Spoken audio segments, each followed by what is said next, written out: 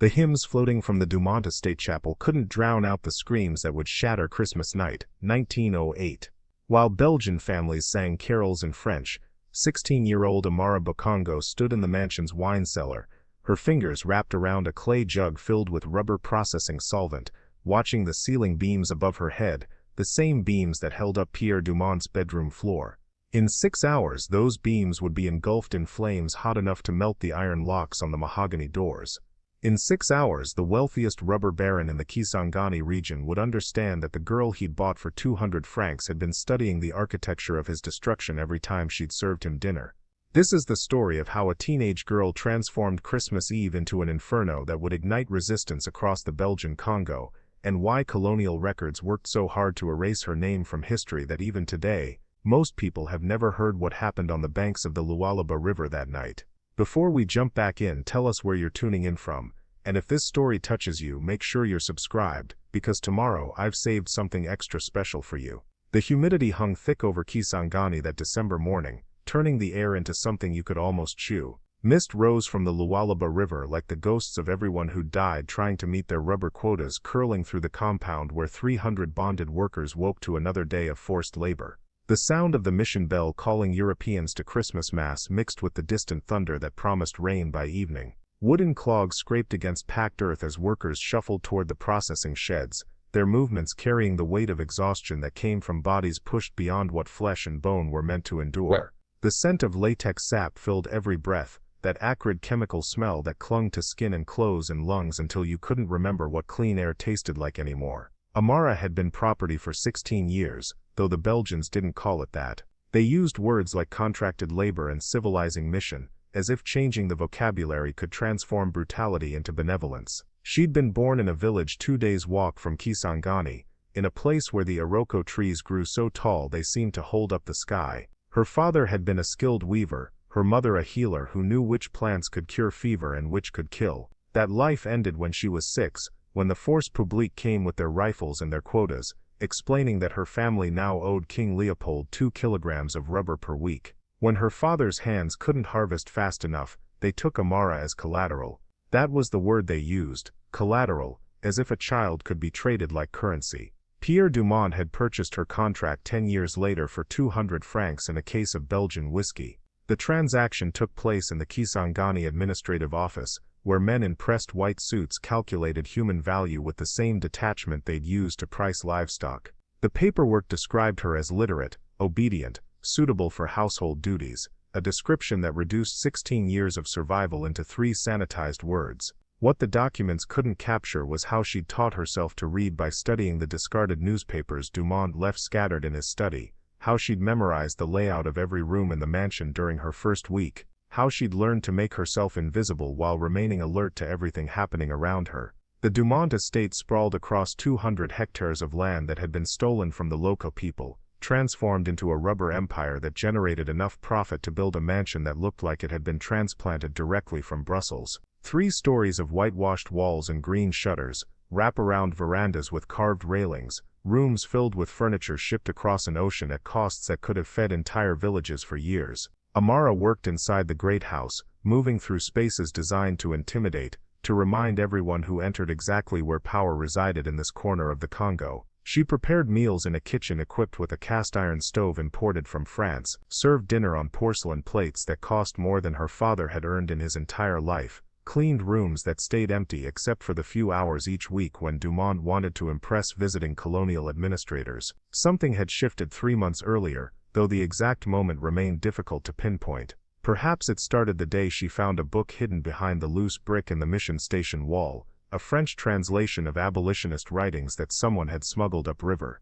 Perhaps it began the night she overheard Dumont and Mercier, his overseer, discussing plans to sell her brother Kabila to a mining operation in Katanga. Or maybe it was simply that after 10 years of swallowing rage, her capacity for silence had finally reached its limit. Whatever the catalyst, Amara had begun seeing the mansion differently, not as an impenetrable fortress of colonial power, but as a structure with weaknesses that could be exploited by someone patient enough to study them. The Dumont household followed rhythms as predictable as the river's tide. Every morning at 6, François Mercier rang the work bell that sent bonded laborers streaming toward the processing sheds. By 7, Pierre Dumont would be in the garden, overseeing the workers who maintained her collection of European flowers that struggled in the tropical climate. Pierre spent his mornings in the study, reviewing ledgers that tracked rubber production with the precision of a man who understood that his wealth depended on extracting maximum labor from minimum investment. Lunch was served at noon, dinner at 7, and by 10 the mansion would fall into the silence of people who could afford to sleep soundly because violence protected their rest. But Christmas disrupted these patterns. Christmas brought visitors from Leopoldville, from Stanleyville, from other plantations scattered along the river. It meant days of preparation, elaborate meals, extended celebrations that required every household worker to be visible and available. It also meant that Dumont drank more heavily than usual, that security relaxed as guards joined the festivities, that attention focused on impressing guests rather than monitoring workers. Amara had been observing these patterns for 3 years, noting how chaos created opportunities, how celebration bred carelessness. The breaking point arrived on December 15. Mercier had caught Kabila resting near the processing shed, the boy's hands bleeding from the caustic effects of rubber sap, his small frame shaking with exhaustion. The punishment was immediate and public. 20 lashes administered in the compound's central square, while workers were forced to watch, a demonstration of what happened to those who failed to meet their quotas. Kabila was 10 years old. His back would carry those scars for the rest of his life, however long that might be. That night, as Amara pressed damp cloths against her brother's wounds, listening to him whimper in pain, she made a decision that would alter the trajectory of countless lives. She would not beg for mercy, she would not plead for better treatment. She would not appeal to the humanity of people who'd proven they possessed none. She would destroy Pierre Dumont and everything he'd built on stolen land with stolen labor, and if that destruction required her own life as payment, she would make that trade without hesitation. The planning began immediately, conducted in stolen moments between tasks, in the space between when Dumont dismissed her for the evening, and when exhaustion finally pulled her toward sleep. Amara had been inside the mansion long enough to understand its construction, how the original structure had been expanded over years, adding rooms and levels without consistent architectural planning. The wine cellar extended beneath the entire eastern wing, its ceiling formed by massive Iroko beams that supported the ground floor. Those beams were old-growth timber, dense and strong, but also dry after years in the tropical climate. Above the wine cellar sat the kitchen and servants' quarters. Above that, the second floor held guest rooms, and Dumont's private study. The third floor contained the master bedroom, where Pierre and Thérèse slept, separated from the rest of the house by a staircase that could be blocked if one knew how. More importantly, Amara had discovered something during a recent inventory of the cellar's contents. Behind the racks of French wine and Belgian beer, hidden beneath canvas tarps, sat dozens of clay jugs containing the chemical solvents used in rubber processing. These compounds were violently flammable, designed to break down latex, but equally effective at accelerating combustion. Dumont stored them in the cellar because the underground location stayed cooler, reducing the risk of spontaneous ignition. What he hadn't considered was how someone with access to both the cellar and knowledge of the mansion's structure might turn his safety precaution into a weapon. Fire requires fuel, oxygen and heat. Amara understood this from years of managing cooking fires, from watching how different materials burned, from observing what happened when flame found the right combination of conditions. The cellar's wooden support beams would provide fuel. The mansion's many windows and doors would supply oxygen once the fire grew hot enough to shatter glass. The chemical solvents would generate initial heat intense enough to ignite timber that might otherwise resist burning. All she needed was the right moment, when security was lax and attention was divided. Preparing and narrating this story took us a lot of time, so if you are enjoying it, subscribe to our channel. It means a lot to us. Now back to the story. And the maximum number of workers could escape while ensuring Dumont had no avenue for rescue. Christmas Eve presented perfect conditions. 20 guests had arrived throughout the week, filling the mansion with noise and distraction. The chapel service would occupy everyone from 6 until 8 in the evening. Dinner would follow immediately after, a feast that required every household worker's presence in the dining room and kitchen. By 10 o'clock, most guests would be drunk on imported champagne, and Dumont would retire to his bedroom with the bottle of cognac he always kept on his nightstand.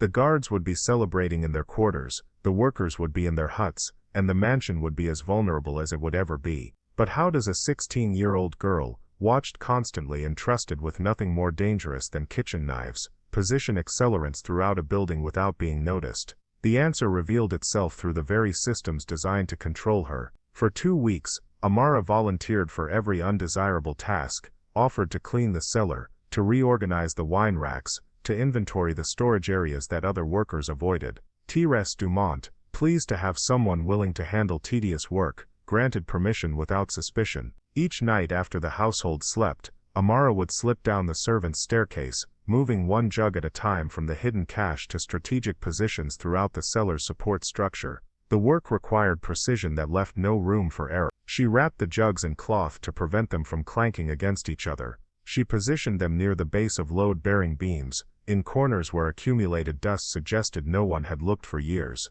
She traced paths through the cellar that would allow fire to spread in predictable patterns, ensuring that once ignition began, the flames would move faster than any response could stop them. Each placement took hours of careful work by candlelight, feeling her way through darkness, memorizing every stone and timber until she could navigate the space blind. The journal she kept hidden beneath a loose floorboard in the workers' quarters documented her preparations with the same meticulous detail Dumont used to track rubber production. December 10th, relocated 8 jugs to positions Alpha through hotel. December 12th, tested exit routes under simulated smoke conditions. December 16th, confirmed guard rotation schedule during holiday celebrations. The entries read like military planning because that's exactly what they were. Amara wasn't just plotting revenge against one man, she was waging war against the entire system that man represented, using the only weapons available to someone who'd been systematically stripped of every other form of power. Lumumba,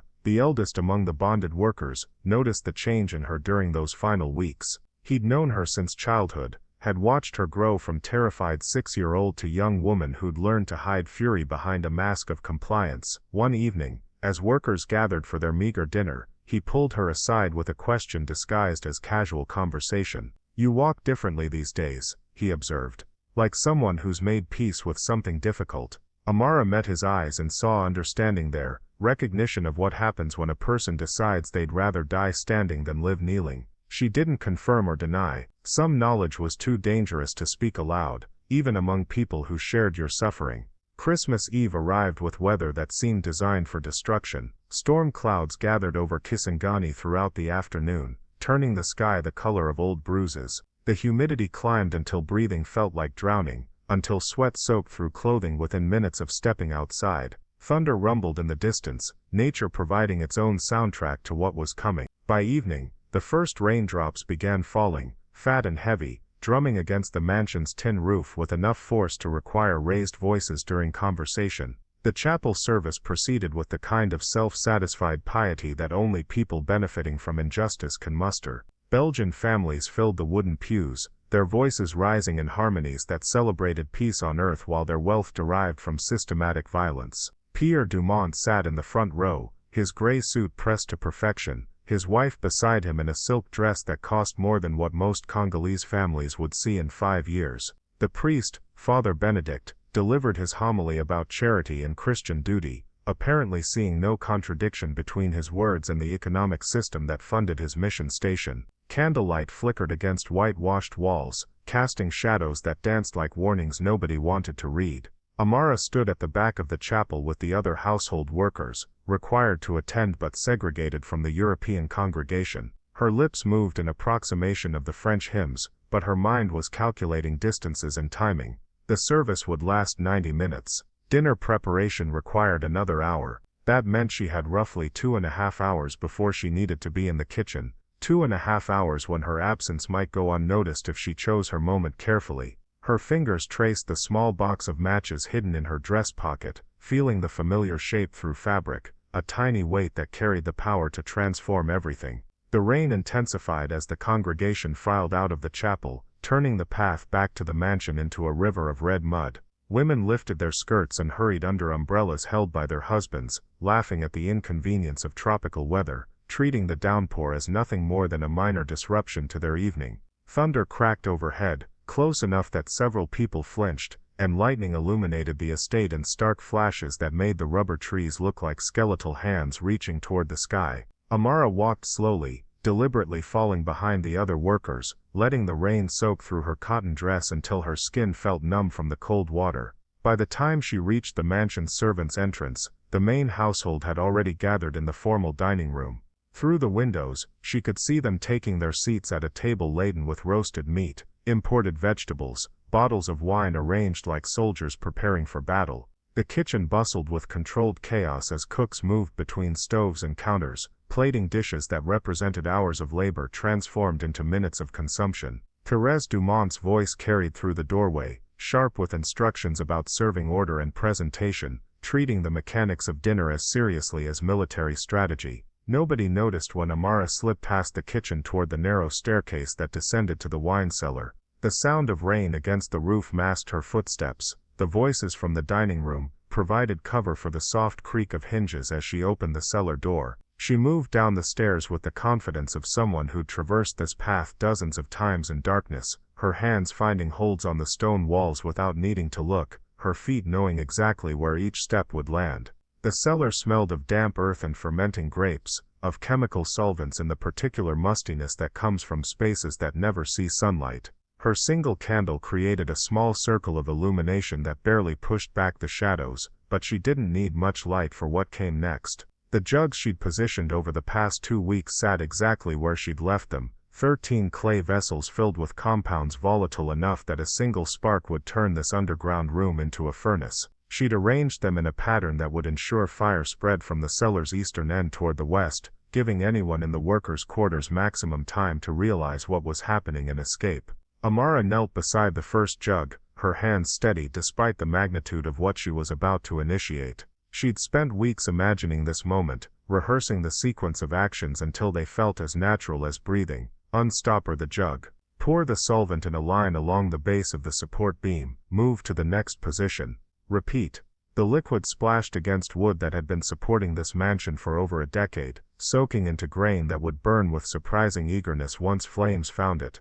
The chemical smell intensified with each jug she opened, acrid and sharp enough to make her eyes water, but she worked through the discomfort with the focus of someone who understood that hesitation now would mean failure. The question that had haunted her during planning was whether she should try to escape after lighting the fire. The mansion had multiple exits. She knew where servants' doors opened onto paths that led away from the main compound. She could potentially set the blaze and disappear into the rainy darkness before anyone realized what was happening.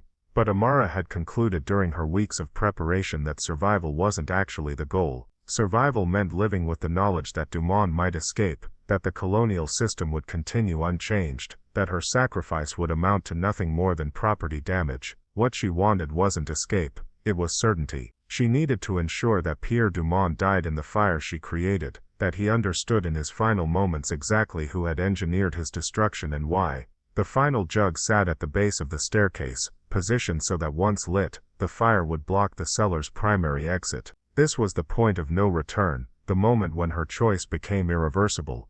As smoke thickened and heat intensified, the staircase felt solid enough still, but she could hear ominous creaking from the supporting structure, warnings that collapse was approaching.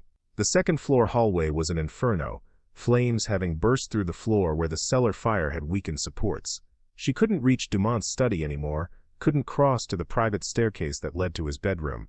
That entire section of the mansion had become impassable. Through a window at the hallway's end, she could see that rain still poured down, useless against an inferno, this intense. Lightning flashed, illuminating the scene below where workers had emerged from their quarters, standing in the downpour and watching the mansion burn. Some looked shocked, hands covering their mouths as they witnessed destruction on a scale none of them had experienced before.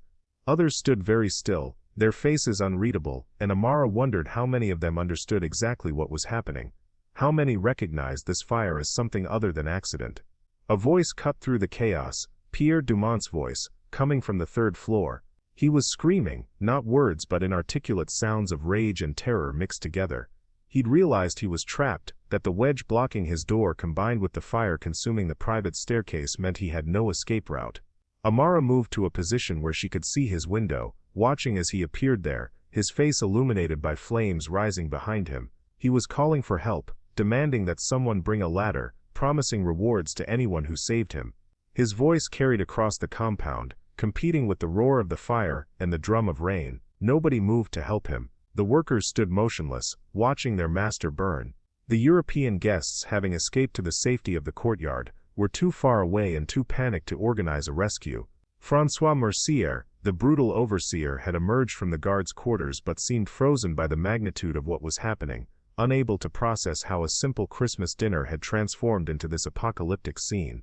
Thérèse Dumont stood near the chapel, her silk dress ruined by rain and ash, screaming her husband's name with a desperation that might have been touching if she'd ever shown similar concern for the hundreds of people suffering under his authority. Amara positioned herself in the second-floor window where Dumont could see her if he looked down. She wanted him to understand, in whatever time remained to him, exactly who had orchestrated his death. When his eyes found her, she saw recognition flash across his face, saw understanding dawn that the quiet girl who'd served his meals and cleaned his rooms had been studying him for months, learning his patterns, identifying his weaknesses, preparing his destruction with the same methodical attention to detail he'd applied to maximizing rubber production.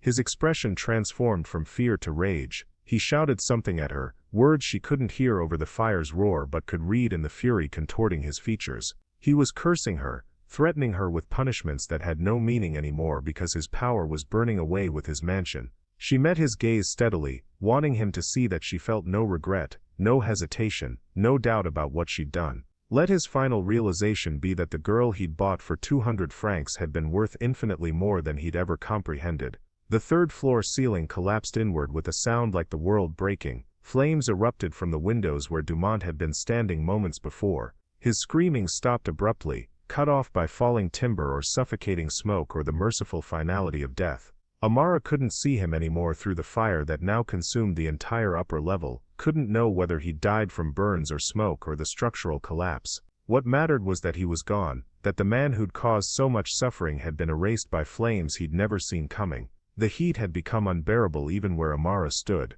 The second floor was collapsing around her, sections of flooring giving way to reveal the inferno below. Smoke had filled every available space, turning the air into something toxic that burned her lungs with each breath. She knew she had only moments before this entire section of the mansion came down, burying her in the ruins of what she'd destroyed. She thought about trying to reach the main staircase, about making one final effort to escape, but the fire had spread too far, moved too fast. Every potential exit had been consumed by the conflagration she'd created. She found a small section of floor that remained stable, a corner near a window that overlooked the workers' quarters. From here she could see that people had begun organizing themselves, forming lines to pass buckets from the river, not to save the mansion but to prevent fire from spreading to their own structures. She could see Lumumba directing younger workers, his weathered face set with determination. She could see Kabila, her little brother, standing near the front of the bucket line despite his injured back, working alongside people who'd spent the evening watching their master burn without lifting a finger to save him. The sight filled her with something that might have been peace, if peace was possible for someone dying in a fire they'd deliberately set. She'd accomplished what she'd intended. Dumont was dead. The mansion that represented colonial power was being reduced to ash. The documents that tracked ownership and debts and quotas were burning. Whatever came next for the workers in this compound, it wouldn't include Pierre Dumont's particular brand of cruelty. That was worth dying for. That was worth burning for. Amara pulled her journal from where she'd hidden it inside her dress, the small leather book she'd been writing in for 3 months, documenting her observations and plans and the philosophical arguments that had sustained her through preparation. The pages contained information that could implicate others if found, details about who'd helped her, what she'd learned from the mission station books, how the network of resistance extended beyond this single plantation. She couldn't let that information survive to be used against people who'd risked everything to support her. She dropped the journal into the flames consuming the floor near her feet. The leather cover curled and blackened. The pages caught fire quickly, transforming months of careful writing into smoke and ash. She watched it burn, watched her thoughts and plans and anger disappear into the same inferno claiming everything else, watched history begin the process of forgetting what had actually happened here. Colonial authorities would record this as an accident, a tragedy caused by careless servants or unfortunate circumstance. They would never admit that a 16-year-old bonded girl had outsmarted their entire system. The floor beneath her gave a warning crack, then began to tilt as supports failed. Amara had time to think about her parents, about whether death would reunite them or simply deliver silence. She thought about all the people who died in the rubber trade, whose bodies fed the river or rotted in unmarked graves, whose names nobody would remember because colonial records didn't bother documenting the lives of those they considered property. She thought about Kabila, hoped he would survive whatever came next, hoped someone would tell him that his sister had loved him enough to choose this particular form of defiance. The floor collapsed entirely, dropping her into the flames below. Smoke filled her lungs, heat seared skin. Pain existed for a moment that stretched and compressed simultaneously, and then the pain stopped, replaced by something that felt like falling through darkness toward a light she couldn't quite see. Her last conscious thought was that fire, at least, treated everyone equally, that in flames there was no distinction between master and servant, that burning was the one experience that erased all the hierarchies people worked so hard to maintain. The Dumont mansion burned through the night, flames visible for miles across the Kisangani region, a beacon that drew people from neighboring plantations who stood in the rain and watched colonial power literally go up in smoke. By dawn, nothing remained but the stone foundation and iron fixtures twisted by heat into shapes that looked like sculpture commemorating destruction. The rain finally stopped as the sun rose, revealing the full extent of what had been lost. 3 stories of imported furniture, racks of European wine, clothing and documents, and all the accumulated wealth that Pierre Dumont had extracted from forced labor, everything reduced to ash and rubble. Search parties combing through the ruins found 2 bodies. Pierre Dumont's remains were identified by the gold signet ring that had somehow survived the fire, though the flesh wearing it had been burned beyond recognition. The second body, smaller and positioned near what had been the second-floor window, took longer to identify. Amara Bokongo had been carrying nothing that marked her identity, no jewelry or papers or possessions that could survive such intense heat. Workers from the plantation identified her only by location and circumstance, by the fact that she'd been the only household servant unaccounted for after the fire. Colonial authorities arrived 3 days later to investigate. They interviewed survivors, examined the ruins, and prepared official reports that would be filed in Leopoldville. Their conclusion, delivered with certainty despite limited evidence, was that the fire had been an accident caused by careless handling of candles during Christmas celebrations. The fact that accelerants had been positioned throughout the cellar, that doors had been wedged shut, that escape routes had been deliberately opened for some while closed for others, all of this was explained away or ignored in favor of a narrative that preserved colonial dignity. To admit that a teenage bonded girl had successfully destroyed one of the region's most prominent estates would be to admit vulnerability, to suggest that the entire system might be less secure than previously believed. What the investigators couldn't explain away was the reaction of the workers. 300 people had watched the mansion burn, and not one had attempted to rescue Pierre Dumont. When questioned about this apparent negligence, they provided variations of the same response, saying they'd been too frightened, too confused, too far away to help. The unified nature of these explanations suggested coordination, but proving conspiracy required evidence the authorities couldn't find. Amara's journal had been destroyed. Any accomplices she might have had maintained absolute silence. The physical evidence had been consumed by the same fire that killed its creator. The death of Pierre Dumont created immediate complications for the colonial administration. His rubber operation generated significant revenue for King Leopold's enterprise. His death meant contracts needed to be renegotiated, quotas redistributed, and most problematically, 300 bonded workers needed to be reassigned. The usual practice would be to sell them to other plantation owners, but potential buyers proved reluctant. Word had spread about the fire, about the suspicious circumstances, about workers who'd watched their master burn without trying to save him. Nobody wanted to purchase people who might be carrying ideas about resistance that could spread like infection through their own operations. The chapel service proceeded with voices rising in harmonies that celebrated peace while wealth derived from systematic violence. Pierre Dumont sat in the front row, his gray suit pressed to perfection, his wife beside him in silk. Amara stood at the back with the other household workers, her lips moving in approximation of French hymns, but her mind was calculating distances and timing. Her fingers traced the small box of matches hidden in her dress pocket, feeling the familiar shape through fabric, a tiny weight that carried the power to transform everything. The rain intensified as the congregation filed out, turning the path back to the mansion into a river of red mud. Thunder cracked overhead, and lightning illuminated the estate in stark flashes. Amara walked slowly, deliberately falling behind the other workers, letting the rain soak through her cotton dress until her skin felt numb from the cold water.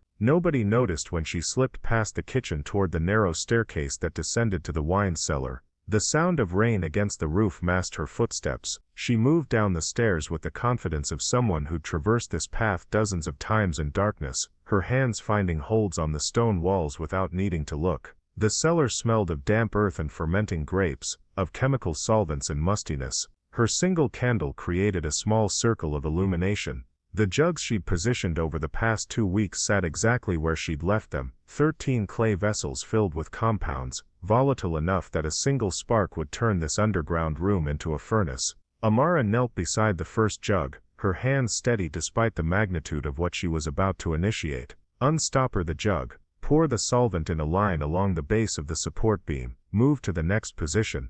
Repeat. The liquid splashed against wood that had been supporting this mansion for over a decade, soaking into grain that would burn with surprising eagerness once flames found it. The final jug sat at the base of the staircase. Above her head, she could hear the muffled sounds of dinner conversation, the clink of silverware against porcelain, the occasional burst of laughter from people who'd never once considered that the servants moving silently around their table might harbor thoughts beyond obedience. She thought about her father, dead 3 years now from exhaustion. She thought about her mother, who'd chosen to walk into the Lualaba River rather than continue living under colonial rule. She thought about Kabila's scarred back. She opened the last jug and poured its contents across the cellar floor in a line that connected all the others. She retrieved the box of matches from her pocket.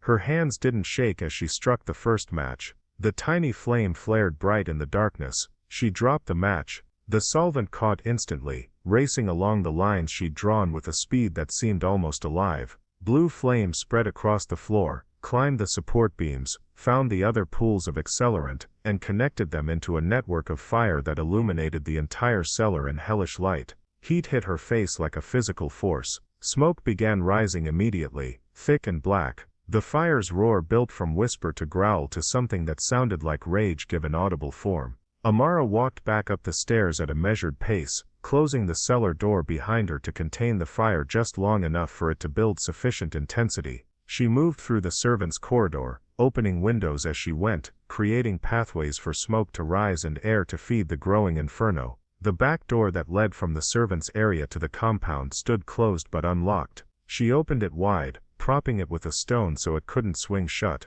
Anyone fleeing the fire would find this exit clear. She climbed the servants' stairs to the 3rd floor, moving quickly now because she could smell smoke beginning to seep through floorboards. The hallway that led to Dumont's private quarters was empty. She walked to the door that separated his rooms from the rest of the house and retrieved a wooden wedge from her pocket, one she'd carved specifically for this purpose. The wedge fit perfectly into the gap between door and frame, and when she drove it home with strikes from a brass candlestick, it created a seal that would require significant force to break. Smoke was definitely visible now, wisps of gray curling up the main staircase. The first scream rose from somewhere near the kitchen. Someone had finally noticed. Amara heard running footsteps, shouted questions, the beginning of the panic she'd been anticipating. From the dining room came sounds of complete chaos. The European guests had finally understood that something was catastrophically wrong. Chairs scraped against floors as people stood, glass shattered as someone threw open the French doors. Amara reached a window overlooking the front courtyard and saw people streaming out of the mansion, their evening clothes already smudged with ash, but she didn't see Pierre Dumont among them. Through a window at the hallway's end, she could see that rain still poured down, useless against an inferno this intense. Lightning flashed, illuminating the scene below where workers had emerged from their quarters, standing in the downpour and watching the mansion burn. Some looked shocked, hands covering their mouths. Others stood very still, their faces unreadable. A voice cut through the chaos. Pierre Dumont's voice, coming from the 3rd floor. He was screaming, not words but inarticulate sounds of rage and terror mixed together. He'd realized he was trapped, that the wedge blocking his door combined with the fire consuming the private staircase meant he had no escape route. He appeared at his window, his face illuminated by flames rising behind him. He was calling for help, demanding that someone bring a ladder, promising rewards to anyone who saved him. Nobody moved to help him. The workers stood motionless, watching their master burn. Thérèse Dumont stood near the chapel, her silk dress ruined by rain and ash, screaming her husband's name with a desperation that might have been touching if she'd ever shown similar concern for the hundreds of people suffering under his authority. Amara positioned herself in the 2nd floor window, where Dumont could see her if he looked down. She wanted him to understand, in whatever time remained to him, exactly who had orchestrated his death. When his eyes found her, she saw recognition flash across his face, saw understanding dawn that the quiet girl who'd served his meals had been studying him for months, learning his patterns, identifying his weaknesses, preparing his destruction with the same methodical attention to detail he'd applied to maximizing rubber production. His expression transformed from fear to rage. He shouted something at her, words she couldn't hear over the fire's roar but could read in the fury contorting his features. She met his gaze steadily, wanting him to see that she felt no regret, no hesitation, no doubt about what she'd done. The third-floor ceiling collapsed inward with a sound like the world breaking. Flames erupted from the windows where Dumont had been standing moments before. His screaming stopped abruptly. What mattered was that he was gone, that the man who'd caused so much suffering had been erased by flames he'd never seen coming. The heat had become unbearable. The second floor was collapsing around her, sections of flooring giving way to reveal the inferno below. She found a small section of floor that remained stable, a corner near a window that overlooked the workers' quarters. From here she could see that people had begun organizing themselves, forming lines to pass buckets from the river, not to save the mansion but to prevent fire from spreading to their own structures. She could see Kabila, her little brother, standing near the front of the bucket line despite his injured back. The sight filled her with something that might have been peace. She'd accomplished what she'd intended. Dumont was dead. The mansion that represented colonial power was being reduced to ash. Whatever came next for the workers in this compound, it wouldn't include Pierre Dumont's particular brand of cruelty. That was worth dying for.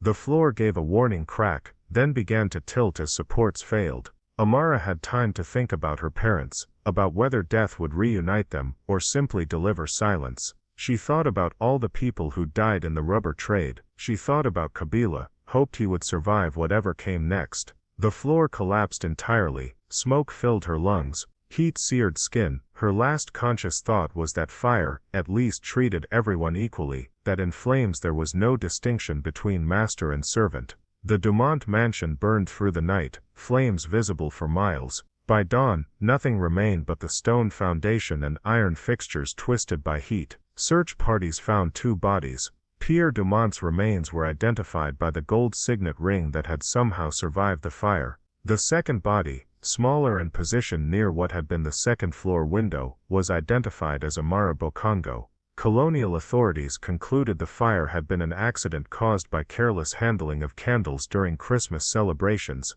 To admit that a teenage bonded girl had successfully destroyed one of the region's most prominent estates would be to admit vulnerability. What the investigators couldn't explain away was the reaction of the workers.